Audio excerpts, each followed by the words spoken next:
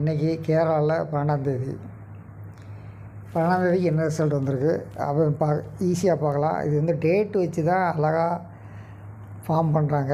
ஏதாவது ஒரு நாள் டேட் வச்சு டேட் வந்து மாற்றாமல் அப்படியே வைப்பாங்க. இன்றைக்கி வந்து அந்த ஃபார்முலா வந்து யூஸ் பண்ணியிருக்காங்க. பார்த்திங்கன்னா இன்றைக்கி தேதி வந்து ஆங்கிலத்துக்கு வந்து 12, அதாவது மலையாளத்துக்கு வந்து 29, முஸ்லீம் மந்த்துக்கு வந்து 13, அதாவது 12, 29, 13. சரிங்களா? இப்போது நாளைய தேதி என்னென்னா, அதாவது முஸ்லீம் மலையாளத்துக்கு 30,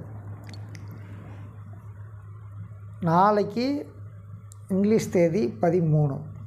அப்போ 13, 30 அப்படியே ரிசல்ட்டு மாற்றாமல் வச்சுட்டாங்க. நீங்கள் இங்கே பார்த்தீங்கன்னா உங்களுக்கு தெரியும். 13ஆந்தேதிக்கு 30ங்கிறது வந்து மலையாள மந்த் தேதி, 13 வந்து ஆங்கிலத்துக்கு தேதி, இங்கிலீஷுக்கு தேதி. இது வந்து இஸ்லாமுக்கு வந்து 14ங்கிறது நாளைக்கு தேதி. இவங்க வந்து இதை வச்சு தான் எடுத்துருக்காங்க. இன்றைக்கி 12ஆந்தேதிக்கு அவங்க 12ஆந்தேதிக்குரிய கால்குலேஷன் எடுக்கும்போது இவங்க என்ன பண்ணுறாங்கன்னா 13ஆந்தேதிக்குரிய டேட் எடுத்து அப்படியே மாற்றாமல் வச்சுட்டாங்க. 13, 30. அதனால் இதை கணக்கில் வச்சுட்டே வாங்க. ஒரு சில நாள் என்ன பண்ணுவாங்கன்னா, இந்த 13 0 கட் பண்ணிவிட்டு முதல் நம்பர் மட்டும் வச்சுருவாங்க. அதாவது 133 ஏபிசியில் வச்சுருவாங்க. சரிங்களா? இன்றைக்கி 330ன்னு வச்சுருந்தாங்க. இங்கே 30 0 இருக்கிறதுனால அந்த 0 எடுத்துக்கிட்டாங்க.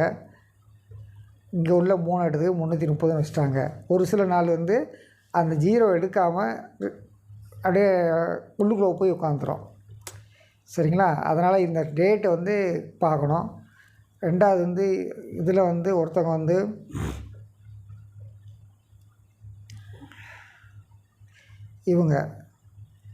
இவங்க நேற்று கொடுத்துருந்தாங்க. அதுக்கு முந்தின நாள் இப்படி கிராஸாக வச்சுருந்தாங்க.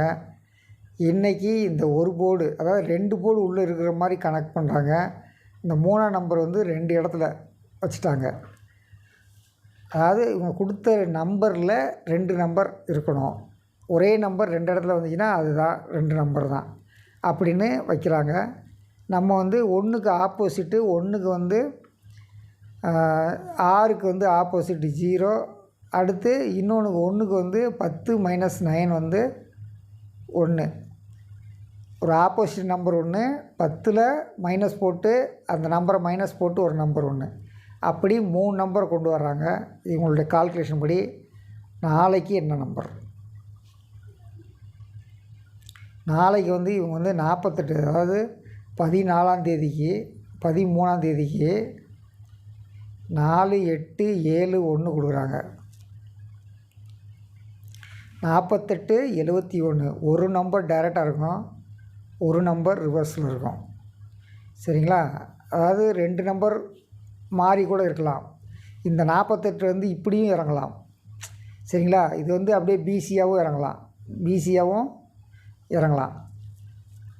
அப்படி இல்லைன்னா இந்த 1 டைரெக்டாக இறங்கி இந்த 7 உட்காரலாம். 7, 1 ஏசி 71ன்னு உட்காரலாம். சரிங்களா? இப்படி மாறி இறங்கும். அப்படி என்ன நம்பர் இந்த இடத்துல வருது அப்படின்னு நம்ம கண்டுபிடிக்கிறதுக்கு ஏதுவாக இன்னொருத்தங்க என்ன பண்ணியிருக்காங்கன்னா,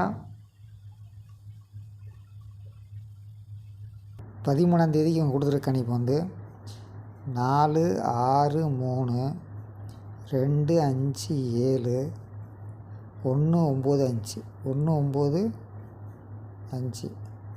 சரிங்களா? இதில் ஏதாவது ஒரு நம்பர், இந்த ஃபஸ்ட்டு வந்து ஏ போர்டு, இது பி போர்டு, இது சி போர்டு, ஏதாவது ஒரு நம்பர் வந்து ஒரு போர்டில் ஒரு நம்பர் மட்டும் பாஸ் ஆகுது அப்படின்னு சொல்கிறாங்க.